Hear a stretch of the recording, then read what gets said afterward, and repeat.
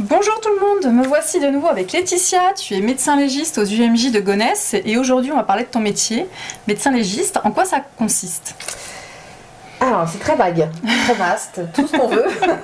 Dans l'imaginaire des gens, c'est celui qui s'occupe exclusivement des morts. Oui. Mais dans la vraie vie, c'est pas tout à fait ça. Donc déjà, pour être médecin légiste, il faut faire médecine. Ok. Voilà.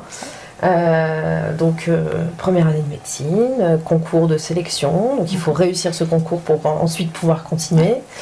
Et ensuite on a 5 ans de tronc commun, donc qui est vraiment des études, qui sont vraiment des études communes à tous les médecins de France. Et au bout de la 6e année, on a le concours national. Et en fonction de ce classement national, on va choisir sa spécialité et son lieu d'exercice, enfin son lieu de spécialisation, d'internat. Donc à mon époque, la médecine légale n'était pas une spécialité à part entière. Il fallait d'abord fallait d'abord faire une spécialité pour ensuite se surspécialiser en médecine légale. Ça y est, jeune, dis donc. Ça rallongeait encore un petit peu le nombre d'années d'études, qui était déjà assez conséquent. Maintenant, ça a changé depuis 2018, je crois. C'est devenu une spécialité à part entière. C'est-à-dire qu'à partir de la 6e année, enfin de la fin de la 6e année et de ce concours national, on peut choisir directement la médecine légale et son lieu de spécialisation. C'est peut-être grâce aux séries qui nous viennent des États-Unis avec les experts, ils se sont dit mais en fait c'est important. Après, ça a des avantages parce qu'en effet, ceux qui veulent faire que ça, ils vont d'emblée dans le vif du sujet. Mais la médecine légale avait cette richesse aussi, c'est d'avoir des médecins qui venaient de toutes les spécialités différentes. C'est-à-dire que moi, à la base, j'ai fait une spécialisation en biologie médicale, que j'ai jamais exercée, mais j'ai quand même une spécialisation autre. Je travaille avec un chirurgien orthopédiste, avec 2 urgentistes, avec un médecin généraliste. Donc on avait des petites caractéristiques, des petites spécialités de par notre premier choix de spécialisation et qui enrichissait le travail. Évidemment. Là, c'est vrai que le fait de choisir d'emblée cette spécialité, ça lisse un petit peu tous les profils.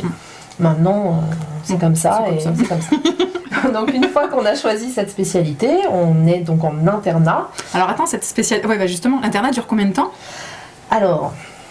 Ça, faudrait demander aux jeunes médecins, dont je ne fais plus partie apparemment. Parce que du coup, ça fait un bac combien, là, avec toutes ces années de travail que tu as fait, toi, en médecine? Alors, moi, j'ai bac 11, bac plus 11. C'est incroyable. Ah oui. Mais les nouveaux, ça doit être pareil. Ah ouais?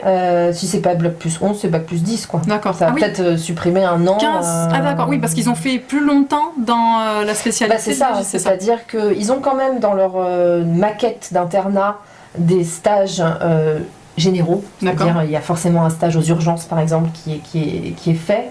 Mais ils sont plus vite amenés à la médecine légale. Oui. Que moi j'ai pu l'être. Et donc à la fin de l'internat, ils passent leur thèse comme n'importe quel médecin. Moi aussi j'ai passé une thèse. Et donc après cette thèse, il y a 1 an d'autonomisation. Où ils sont médecins, puisqu'ils ont passé leur thèse, mais pas encore seniors dans le service. Ils sont pas encore C'est une année un petit peu charnière entre la sortie d'internat et la titularisation.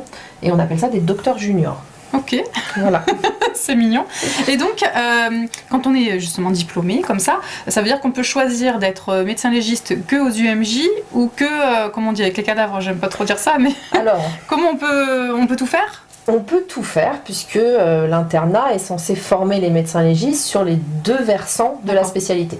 En médecine légale, il y a 2 principaux versants, à savoir la médecine légale du vivant, donc la consultation avec les victimes vivantes, dont on a déjà parlé, et tout ce qui est thanatologique, à savoir les cadavres. Donc nous, on s'occupe vraiment de tout ce qui est mort suspecte. On va être appelé sur les découvertes de cadavres, alors pas toutes les découvertes de cadavres, parce qu'on ne peut pas toutes les faire. Donc mamie, 95 ans, décédée dans son lit, ça va pas être nous. D'accord. Nous, on va intervenir uniquement en cas de suspicion Oui, un peu clair. de quelque chose, ou mort violente. C'est-à-dire mort violente, bien sûr, homicide, accident de la voie publique mortel, suicide, ce sont des morts violentes. D'accord. Et puis tout ce qui nous paraît un peu suspect, c'est-à-dire les morts chez les personnes jeunes, qui normalement n'auraient pas dû mourir, on va dire ça comme ça. Voilà, on va intervenir dans toutes ces raisons-là. Et ensuite, donc ça, on va être appelé sur les lieux de découverte pour faire la levée de corps, on appelle ça comme ça. Et ensuite, d'un commun accord avec le magistrat du parquet, donc, on va décider si ça va ou non jusqu'à l'autopsie. Ok. Et donc dans ces cas-là, on est aussi habilité à réaliser les autopsies.